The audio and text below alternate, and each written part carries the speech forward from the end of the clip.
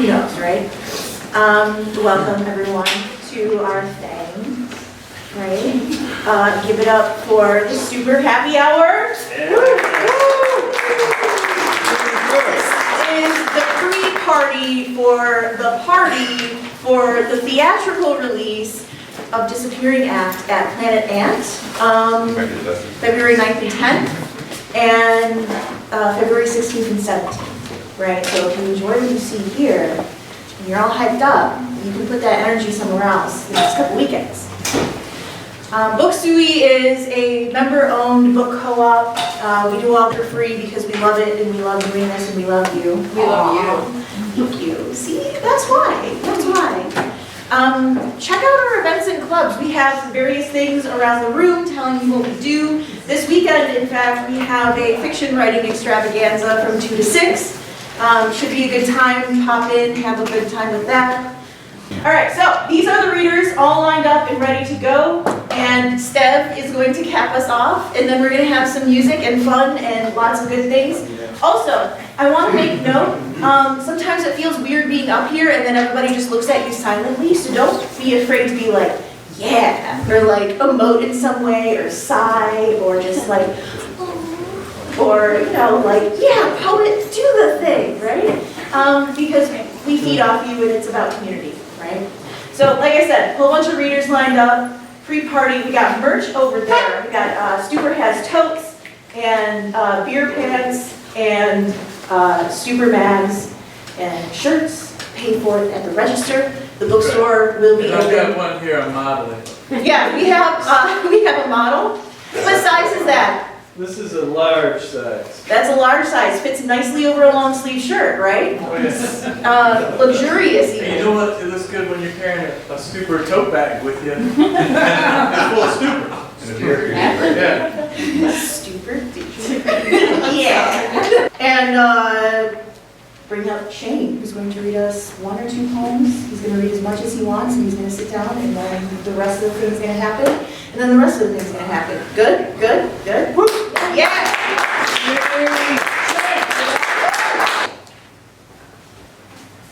I'll be relatively brief. My name's Shane Ingen. I'm from Indiana, which will become clear in the last poem.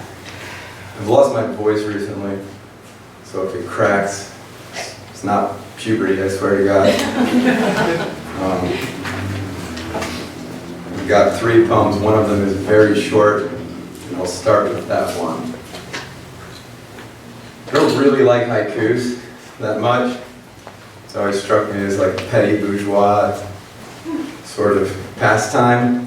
But I did write one haiku, and it's called Mammon's Haiku. And I only kind of wrote it, I more or less found it. It goes like this.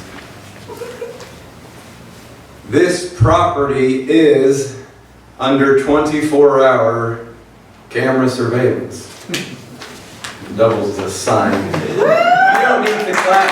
We're clapping again. I got 2 other really short ones. If anybody needs to keep people out of their property, it's right here. It's copyrighted, though. Well, it's in the right, it is 575. I made sure of that. This next one's called Kayaking Down the Maumee. Which the Maumee is a river that runs through mostly Ohio and Indiana. It was named after the Miami Native American tribe. I would prefer that superstition protect me from the bandits, their drones having spied me upstream, their rifles leveled at close range, grizzled, gaunt, and gillied in the brush. One puts his hand up when he notices the bleeding scar on my forehead. Is it the sign of the morning star, a glowing mandala, Hermes' winged foot? Meaning, don't shoot. About which he later explains to his comrades around a smoky fire, stressing how narrow their escape had been.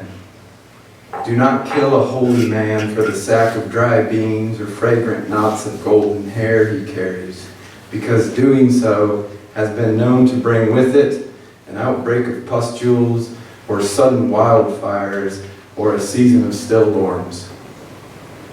I dip my paddle in the green water. My kayak splits the film of grease and dust and blood and luck and pre-dawn murmurings. A skunky muck stains the plastic of my vessel at the waterline. Breath twisted, shoulders sore, eyes burning. I rest beyond thought of thought.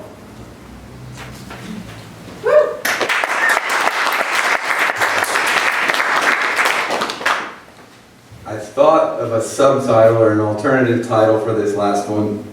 It's just called Indiana.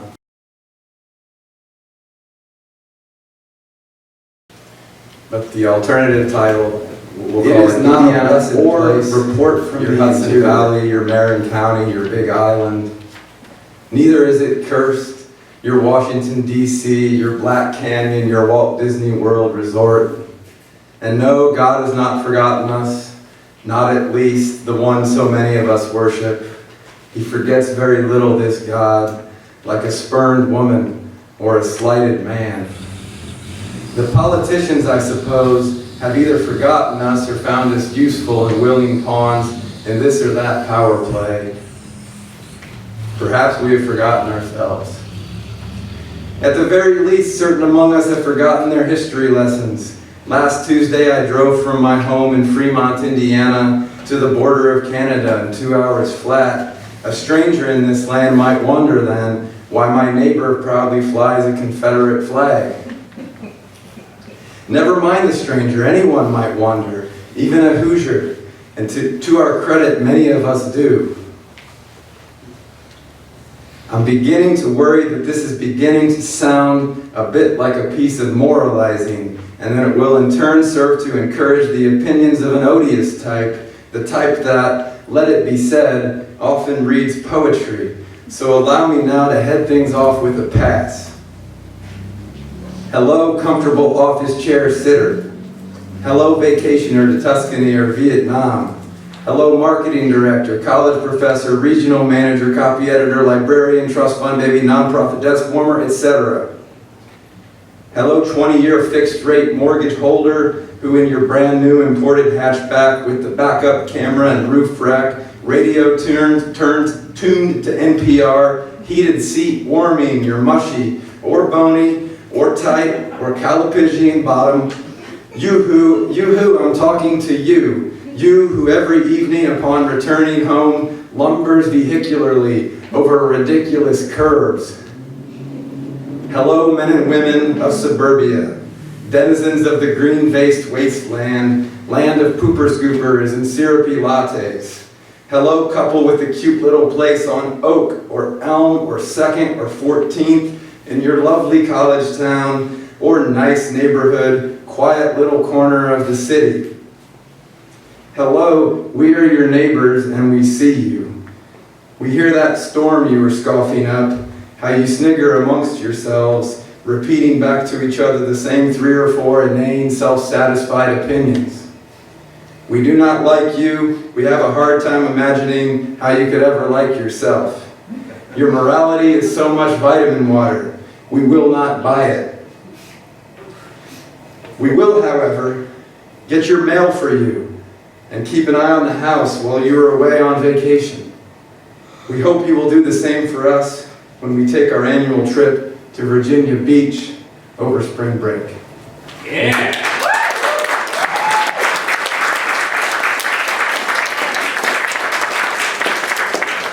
Next is Maylee.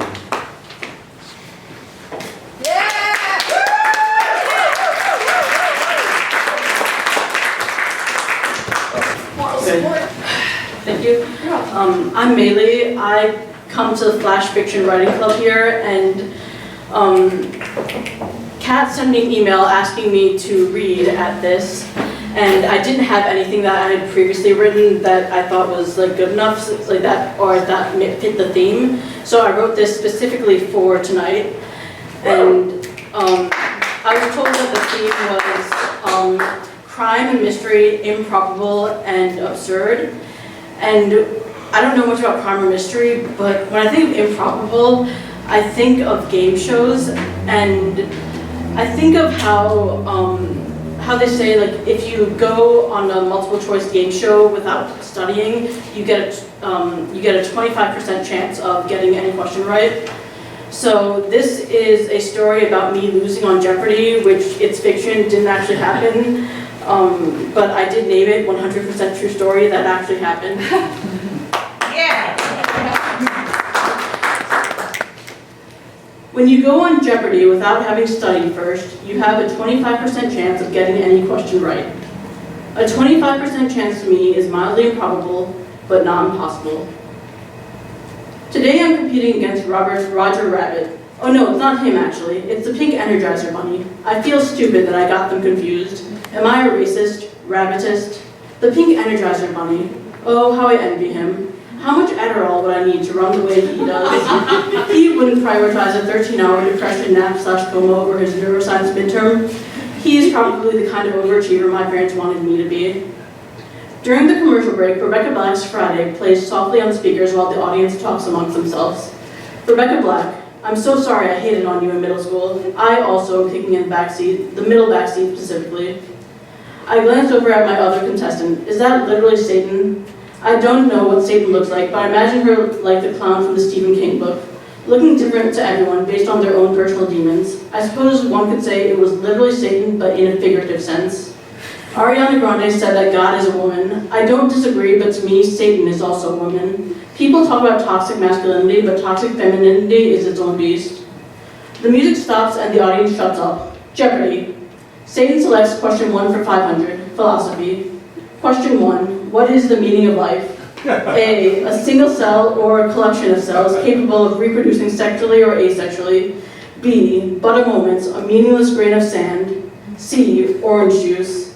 D, life itself has no meaning. Life is an opportunity to create meaning. Satan slams on the buzzer. A, she says confidently. No, Alex says. Buzz, Energizer Bunny. C, correct, 300. Double Jeopardy. I'll take offensive personal questions for 600. I'm nervous. I didn't study. Why doesn't your family want you? A, because you're up. B, they're sad you resent them for your own personal shortcomings instead of appreciating all they've done for you, you ungrateful brat. C, they're cold-blooded monsters not capable of love. D, a found family is every bit as beautiful as a born family. I slam my hand on the buzzer. D, that's what I want the answer to be. Wrong, Alex says. Buzz, Energizer Bunny. C, he gives me a thumbs up. Wrong, Alex says. It's actually both A and B. That's not even how Jeopardy works, I argue. What does it matter to you? You didn't study anyway, Alex retorts. Is he always this mean? Final question. I put all my money on the line because also Alex disrespected me, so now I gotta prove something to him. I'm so flustered I'm not even paying attention to the category. Who has the most useful power of all the X-Men? A, Nightcrawler, because he can teleport out of uncomfortable situations. B, Wolverine, because he can heal. Does that apply to chemical imbalances in the brain, though? C, Professor X, he never has to wonder if someone's judging him because he always knows they are. Is it better to cry from knowing or to hurl from anxiety wondering? I can't decide if ignorance is bliss or not. D, Iceman, his snow forest would be closer to snow castles. I'm talking the kind in which Marie Antoinette would live. Now I want cake. The answer is obvious. I reach for the buzzers, but Satan hits hers first. Jubilee, because she can throw 4th of July barbecue. Correct. Good point, Satan. I'd like to go to that barbecue, but I'm probably not cool enough to be invited. I'm coming home with $0, but at least I was on TV. I probably look stupid, though. Why am I being so negative? Game shows are fun. I should be a sore loser. Satan stops me as I'm leaving. She was invited back next week and wants a friendly rematch against me. She'll even help me study. If I do that, I'll have a real chance. I politely decline. I'd rather try my luck at The Price is Right. I think there's a higher probability of me winning that.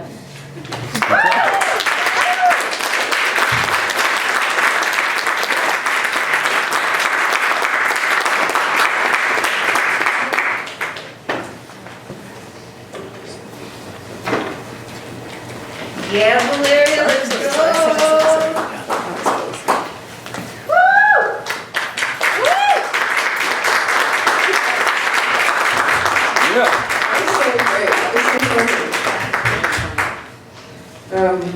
This is a biography and I'm collecting biographies about elders and raw meat. So if you have a story you want to tell and have preserved in that way, in this way, please follow up with me, and maybe we can go for tea and I can write the story down.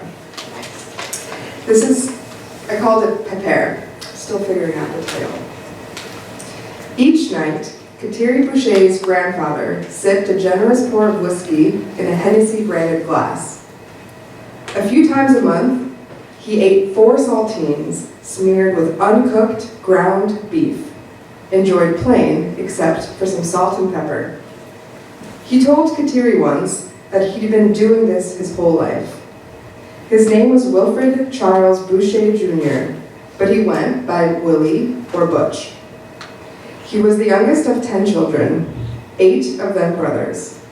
A detail Willie found quite funny is that his father waited until he came around to name Willie his junior. His parents were French-Canadian immigrants to New Hampshire. He lived to 84.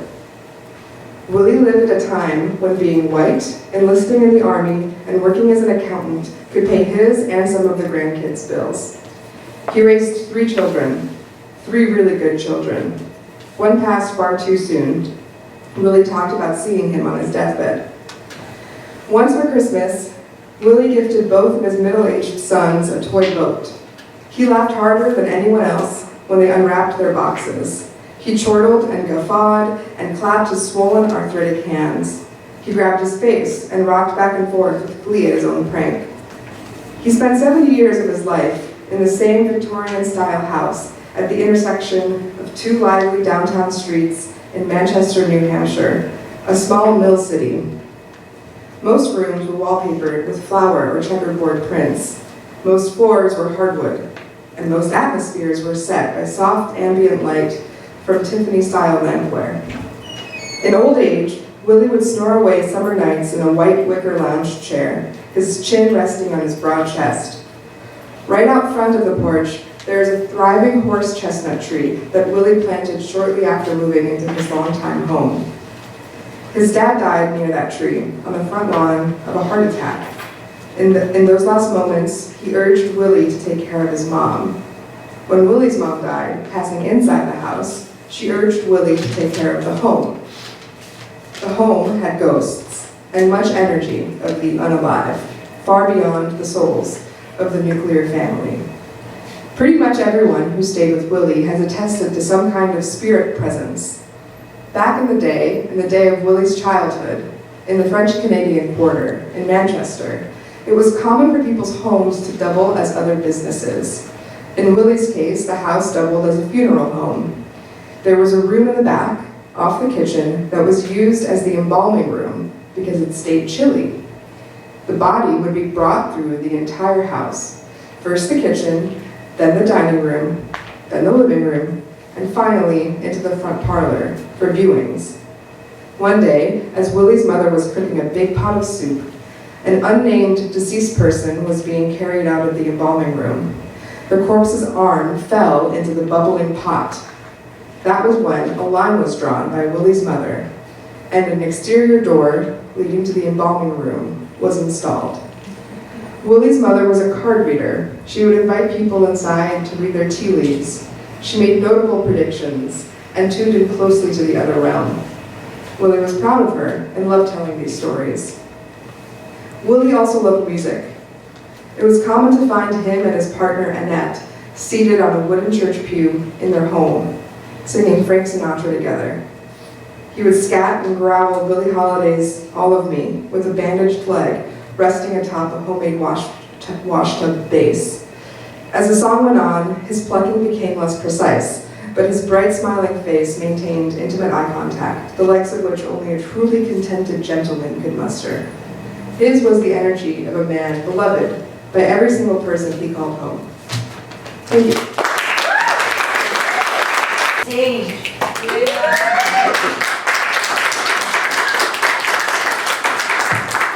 That's not a lot now. I don't can we give it up one time for Steve Hughes and Stupor? Good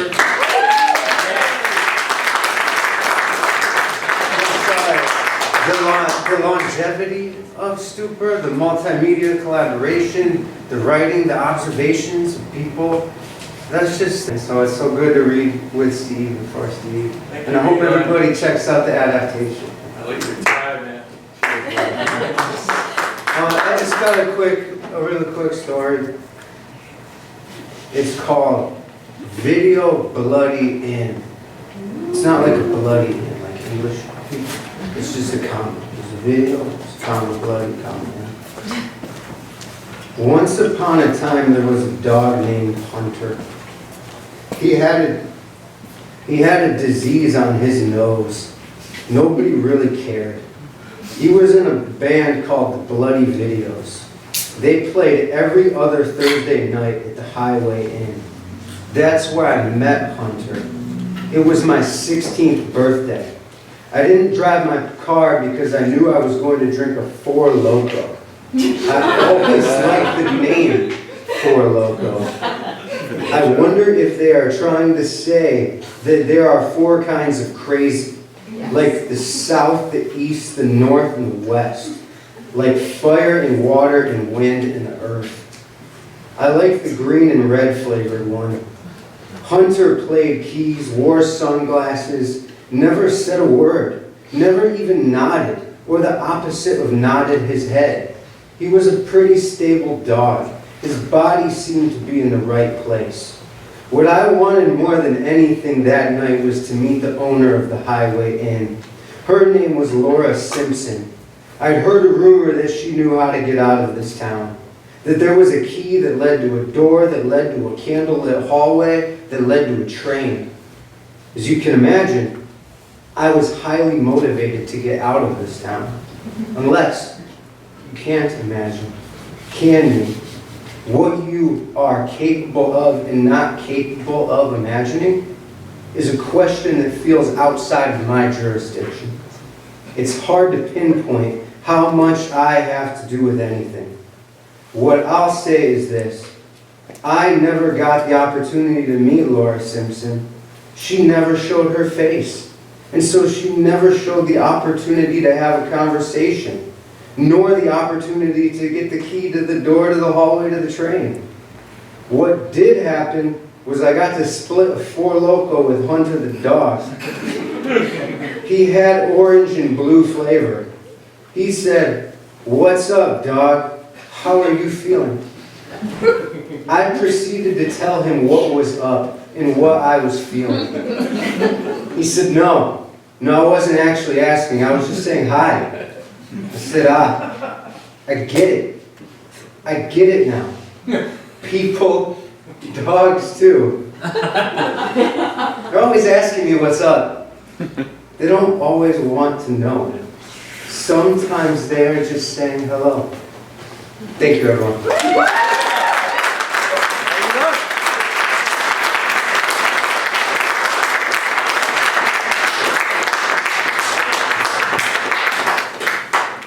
Cat. Hey, how's it going? I'm Jack.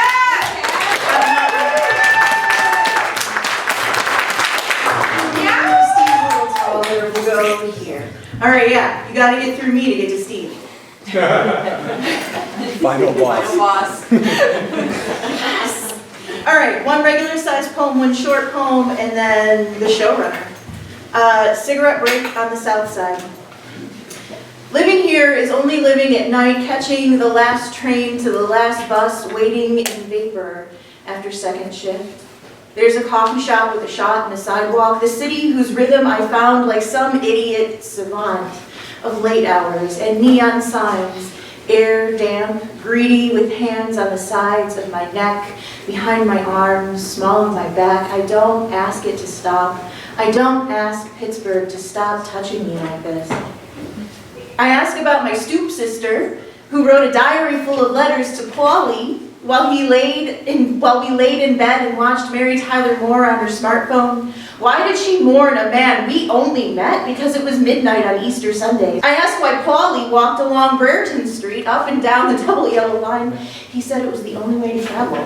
He said he was on the edge of the earth. I asked about Carlene at the opposite platform, red line to make it home. She called me not love, but a love, and wished us both a happy early birthday before she vanished. I asked why I can never, ever, for 2 states now, hold on to my left glove for more than a week. I asked where to find the perfect cup of terrible coffee to warm my left hand. I ask about the Red Theater, about that game we play called Give It a Name, and I wonder if I will ever be able to name anything.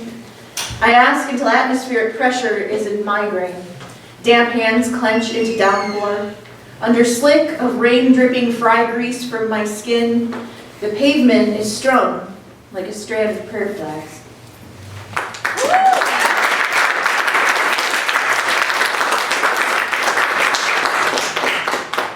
This is actually a really nice bookend because this is a 100% true story that did happen. Gilded Day has leaked. 6 p.m. is for galvanized steel as Elle and I wrestle it from the ground. 3rd and Stevens will never be the same. 10-foot pole with the street signs still attached hangs out the back of the car that hits a pothole and sings Hallelujah. By 8 p.m., Gilded Day is running on window panes. Saginaw Street is a corridor of sunset, and our petty crime turns into pay it forward as we tap 1986 into the keypad of B's apartment building, leave 3rd and Stevens in the laundry room on the table called Free to Take, and we drive away. When she came home, B cussed us out to her basket full of work shirts, sat next to the 3rd and Stevens, and let the wash do its thing.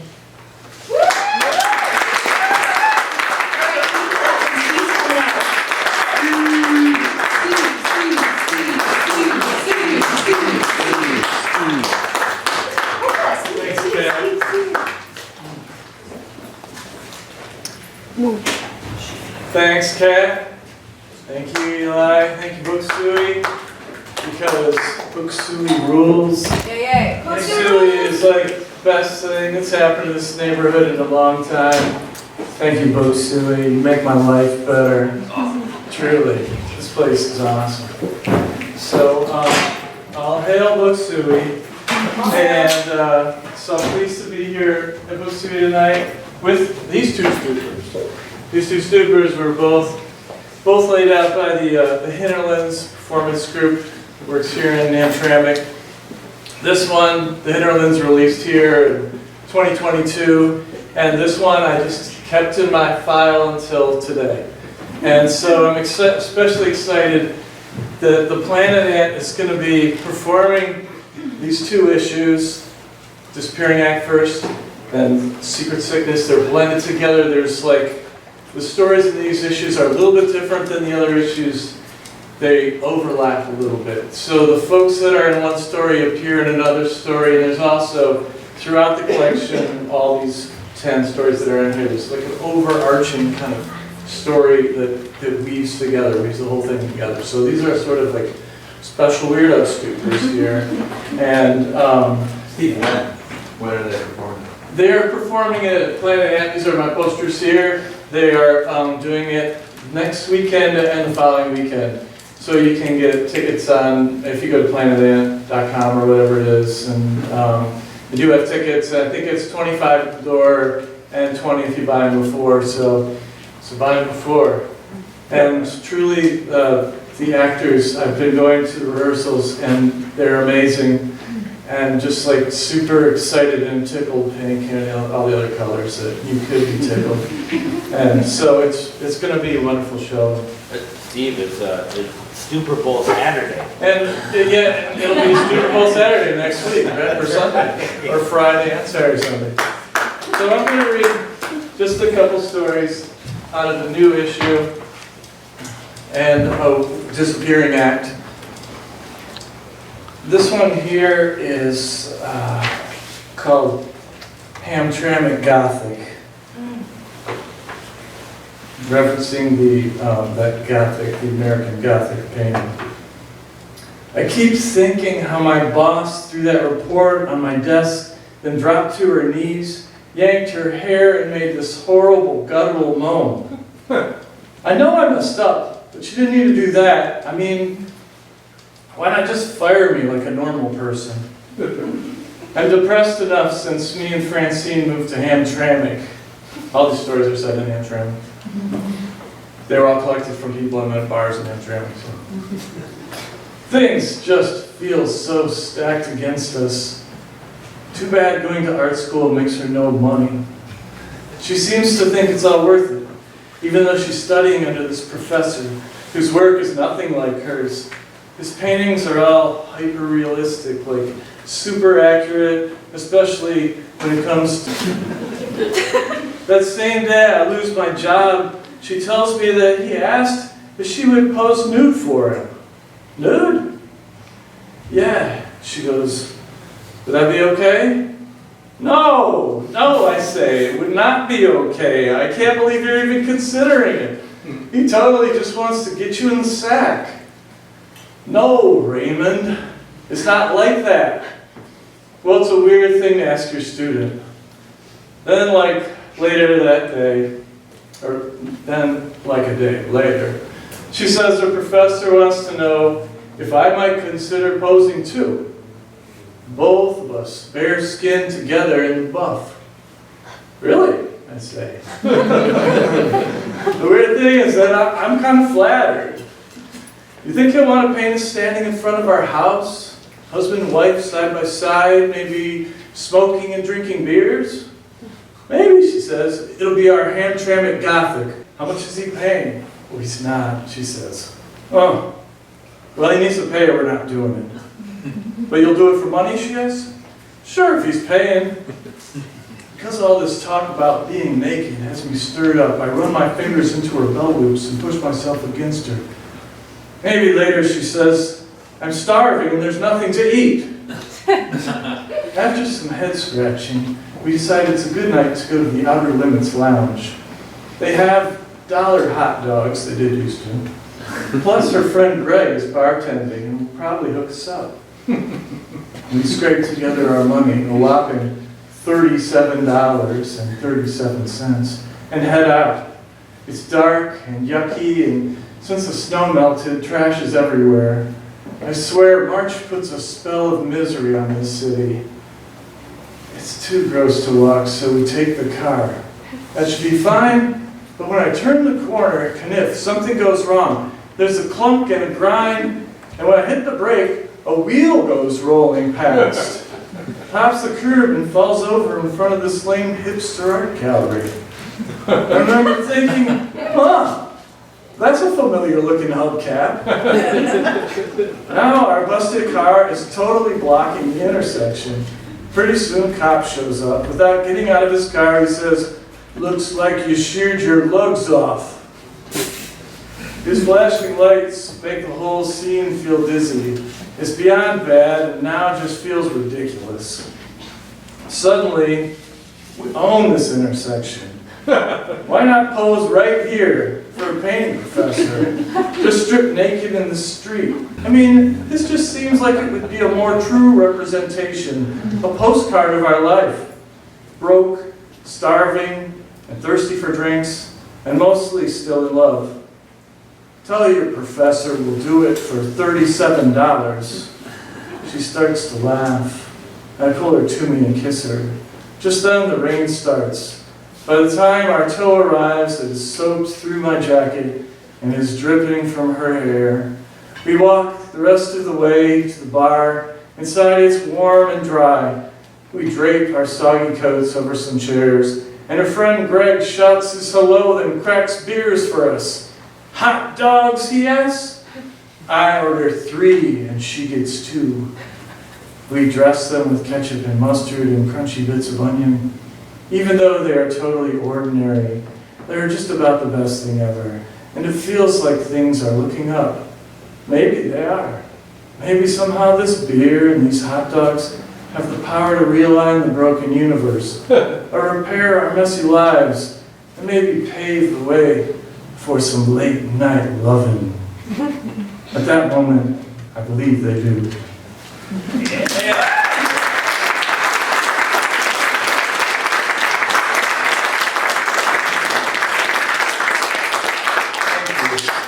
So I mentioned before there's some sort of overarching stories in this collection here. and these two Stupors. And one of them is, at the beginning of this issue, one of the women disappears. This man's wife, she just up and goes, and it runs through the whole piece, and that they don't know if he killed her or because there's a weird indentation in their backyard, and what's that all about? And so he's in the newspaper as a suspect, and that's it. Nobody really knows what happened. So she appears in this. She's Miss Jamie. And then Evie is in this also. Evie's mom just got arrested. She's the local drug dealer. Who knows who she is? We don't know. Her name is Susie. But so anyway, that's what the background here is. This is called Flower Moon. Since Evie's mom got arrested, oh, I better say this too. I'm a 13-year-old girl. Okay, so I'm a 13-year-old girl. Since Evie's mom got arrested, see, my voice a little higher, she's been crashing here a couple times a week. Tonight, my parents are out, and as usual, me and Evie are trying to creep each other out. Just before sunset, we climb the creaky steps to the attic to see if the moon has risen yet. Evie pushes the curtains aside, sticks her face up to the glass, and says, "I don't see it anywhere. It's supposed to be the flower moon tonight. It's like an animator moon. You know, it makes flowers unfold and grow out of the dirt. Also, it's supposed to have powers to make the dead rise." We talk about gravestones, and warlocks, and frog's blood, and witches' roots, and worms, and the spells we might cast. Then we talk about Miss Jamie. She used to live in the next house where the shingles are curled and look chewed through, and probably the rain goes in. People say she's buried in the backyard, right where the ground is sinking. It's so weird that it's sinking. I remember the picture of her husband in the newspaper. Yeah, I say, I can't believe the police let him get away with it. I mean, poor Miss Janie. Yeah, Evie says, I know, it sucks they never found her. I remember right after she vanished, how quiet it got next door, and how the lights quit turning on. Then some lady showed up, a skinny lady, and she started living there. She liked to stand in the yard smoking cigarettes, but never waved or said hello or anything. I don't know where she came from, but I kept expecting her to disappear too. It's just weird and wrong next door, all of it. Pretty soon, the sun drops behind the rooftops. This is the gloaming, Evie says. Gloaming? I don't know that word. I say, is that kind of like glooming? Kind of, she says. Gloaming is when the sun is just down and quits making shadows. It's really the best time to make out. Oh, really, I say. She nods. Who did you make out with, I ask. Maybe Liam? Maybe we did it under the mulberry tree. I might have pushed him in there. What? I thought you hated Liam. Evie smiles. He's dumb, but not awful. He is dumb, I say. Gradually the light fades and gets grainy, and I'm looking down into my neighbor's backyard. And that's when I swear I see Miss Jane. Evie! My God, look! We watch as she walks from the garage to the house carrying a heavy bag, then goes back and grabs another. This time she drops a book, right at the spot where the grass is sunk into the earth, where everyone thinks she is buried. I rush down the stairs, out onto the deck, and go right to the railing and wait for her to come back, but the garage door is closed and she's nowhere. The only evidence is that book lying in the yard. Pretty soon, Evie comes down. Oh, this is too weird. Evie, I say, you saw her, right? I'm not crazy, am I? Evie nods. I am? No, she says, no. I saw her too. I mean, someone was definitely there. We should grab that book. I say, what if it's like a book of spells? Maybe it's a message she's sending, like a cry for help or whatever. When it's fully dark, we decide to do it. Evie only wears black, so she's perfect. I have a dark blue cape, which is also good for sneaking. We creep down the walk between the houses to the old metal gate. We wait for a minute, listening to some far-off dog barking. Then, when we're sure no one is around, Evie counts to 3. We throw open the gate, which makes this bright yelp, and go running for it. I grab the book and almost twist my ankle in the hole, then zoom past the garage to the chain link fence. I get a leg over, drop into the alley, and we escape. Back at the house, I wipe down the book. It smells kind of like pee and mildew, so I spray it with cleaner. I peel its pages apart, and I find the title, Cleaning Up at the Hamtramck Burger Chef. How weird, Ed says. I mean, what kind of message is this? There's definitely no place called Burger Chef around here. Like all the fast food chains that used to be here shut down. Right. Our Wendy's is gone. Used to be right there, where U.S. Fish and Chips is. Gone now. Even our McDonald's is just another boarded up building. It's like fast food for the dead. Like where the zombies live. And at night they come out and eat stupid drunk people that go stumbling past. Or maybe just dumb boys like Liam, I say. He's not that dumb, she says. We take the book up to the attic and hang it on the wire that runs between the rafters, the same place where my dad dries fish. Then, because it's late, we make some popcorn, then roll out our sleeping bags on my bedroom floor. Keep worrying that it wasn't Miss Janie we saw, but only her ghost, or her zombie body. And that book was a trap set for us, and by taking it, somehow we're infected too. Maybe it didn't get dropped, but somehow got pushed out of the dirt, Debbie says. And if it did come from the dirt, what do you think's it'll spit out next? Then she goes, maybe Janie's bones. God, I hope not. For a minute, we are quiet, just eating popcorn and listening to the house creak. It makes all these small, weird sounds I can't place. Probably all the houses in the neighborhood are creaking too. Then Evie says, rats. What's next from that hole is rats. Zombie rats. Her voice gets weird and flat. Enough for a whole plague, she says. They'll crawl from their tunnels, poke their heads from the ground, and the little black beads they use for eyes will go straight up to the moon, a flower moon, and they'll climb for it. They'll dig their claws into the wall of the house and scratch their way to the roof. And when there's so many up there that they cover all the shingles, they'll eat holes through them, just like we eat popcorn. I am licking the salt and butter from my fingers. I hear her hands rustling around in the bowl. Evie, you're freaking me out! No, listen, she says. That crunching sound. I strain my ears and swallow.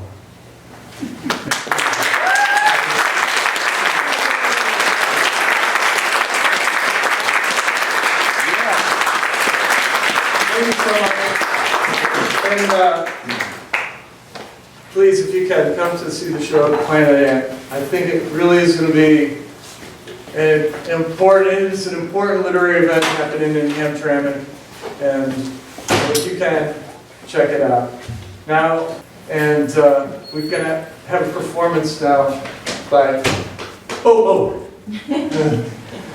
come to us from Ypsilanti. There's Logan over there and Sylvan, and they're going to make some music. Feel free to talk, look at books, stand up, walk around. That's cool. And thanks so much for coming. Check out some Stupor stuff. Got a whole bunch of issues there, and I got some T-shirts made and tote bags and all that kind of stuff. So, is going to take it away. Thank you, Suey. Suey rules.